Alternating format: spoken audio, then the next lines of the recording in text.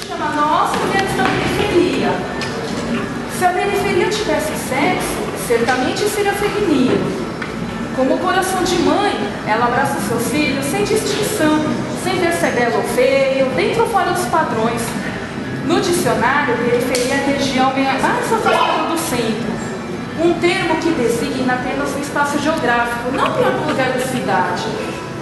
Em São Paulo, há mais de 650 mil mulheres vivendo na periferia e presentes em toda a cidade, trabalhando, estudando e saindo com os amigos. No Brasil, quase 22 milhões de mulheres são chefes de família.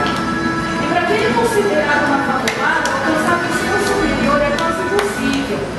É como se ela nascesse com seu destino determinado. Jamais vai ter dinheiro para pagar a universidade, a escola pública não vai prepará-la. Mas agora, belas, agressivas, cheias de gana e autoconfiança, essas mulheres estão driblando as dificuldades para ascender socialmente. Passaram a incluir mais uma atividade em sua dupla jornada, que se tornou tripla, pois também estudam. Hoje, mais do que nunca, mães que não tiveram oportunidade de teatro. E na entrevista de emprego, o local onde moramos criou um constrangimento. Sim, eu estou com ônibus, trem, 2 metrôs e ônibus de novo.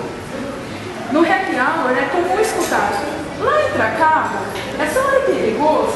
Quer dormir na minha casa? A resposta é não. Saímos cedo, voltamos tarde, mas sempre voltamos. Vivos, mas voltamos. Trabalhamos perto, trabalhamos longe, dirigimos carros, usamos ônibus. Somos várias, diferentes histórias no mesmo lugar. É impossível nos reduzirmos a um estereótipo. Você conhece essas mulheres? Oi? Você conhece essas 5 mulheres? Não, não conheço. Como é que você teve contato com esse texto? Então, é porque eu sou assinante da Folha. Aham. Você mora onde? Aqui no Itaim Paulista mesmo. E o que esse texto te tocou? Então, esse texto fala sobre a realidade de quem mora em regiões periféricas.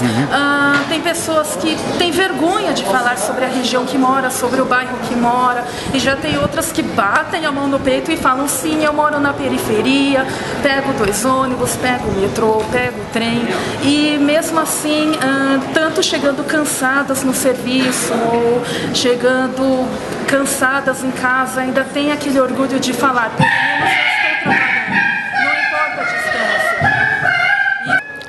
O que você diria para elas? Continuem sendo guerreiras.